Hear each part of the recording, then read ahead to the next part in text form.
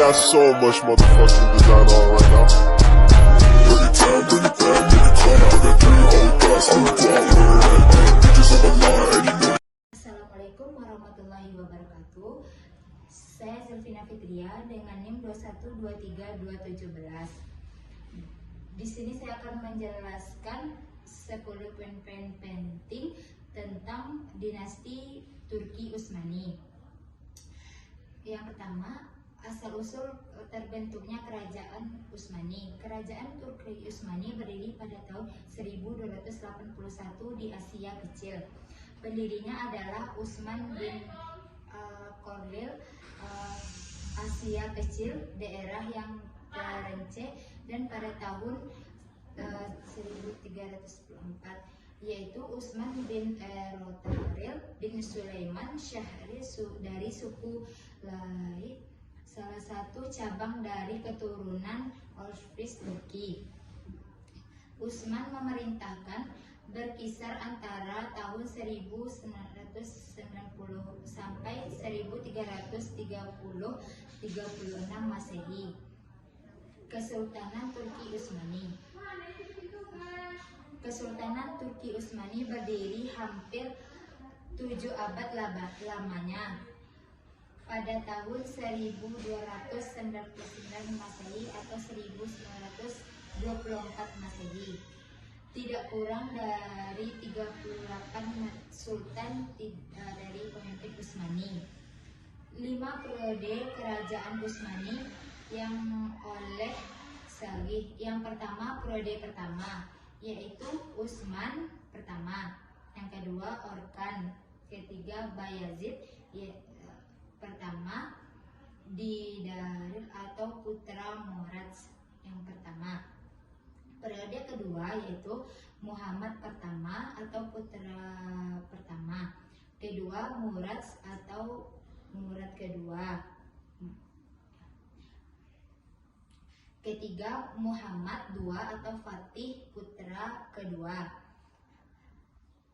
Periode ketiga yaitu Salim pertama atau putra Sulaiman pertama, Murad ketiga atau putra Salim kedua, Murad ketiga atau Murad ketiga, Ahmad I atau putra Muhammad Salim ketiga. Periode keempat Ahmad ketiga yaitu putra Ahmad keempat, Mahmud I atau putra Mustafa kedua, Utsman ketiga yaitu Mustafa kedua, Mustafa III yaitu putra Ahmad ketiga. Periode kelima yaitu Abdul Majid ke-1 atau Mahmud kedua, Abdul Aziz atau Muhammad kedua, Murad kelima atau putra Majid kedua, Abdul Hamid atau putra Abdul Majid pertama. Kemajuan Turki Utsmani yang pertama yaitu di bidang pemerintahan dan militer. Kekuatan militer adalah melalui organisasi dengan baik dan terjadi kontak dengan senjata Eropa.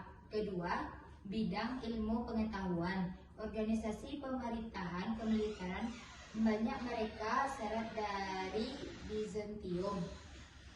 Di sini ada aspek-aspek intelektual yang dicapai pada periode Utsmani, yaitu terdapat 3 buah surat kabar. Nih, yang pertama berita harian terkini Terfinalfika, yang kedua jurnal Tersfiri atau Excel, ketiga jurnal Oksuma atau Akwal. Kedua, terjadinya transportasi pendidikan. Yang ketiga, munculnya sastrawan-sastrawan yang karya-karyanya. Bidang kebudayaan yaitu Nafi pada tahun 522 Masehi sampai 536 Masehi adalah Yusuf Nabi pada tahun 652 Masehi, yaitu Mustafa bin Abdullah dikenal dengan Khatib Selibi, dan Kas Azanun fi Asma'i Kutub. Keempat, bidang keagamaan. Pada dasarnya terdapat beberapa faktor yang mendorong kemajuan Utsmani di masa Utsmani, yaitu adanya sistem pemberian, kedua kedudukan sosial, ketiga kerakyatan, kemunduran Turki Utsmani. Ada hal-hal 3 yang penting kemunduran. Yang pertama kelemahan, yang kedua kemerosotan kondisi sosial ekonomi, ketiga kemunculan di Eropa. Di sini ada 7 faktor penyebab mundurnya Turki Utsmani. Yang pertama, wilayah kekuasaannya sangat luas. Kedua, unitas penduduk. Ketiga, kelemahan penduduk. Keempat, kebudayaan erupsi. Keempat, merosotnya perekonomian. Kelima, terjadinya stagnasi dalam bidang keilmuan dan teknologi.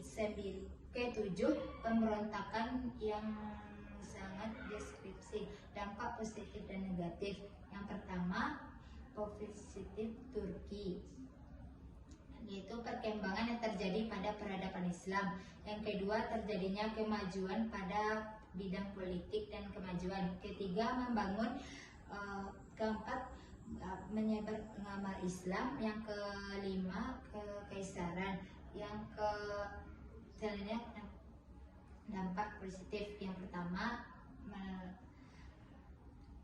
yang ketiga, stabil politik dan ekonomi. Keempat, kemunduran militer dan sintegra.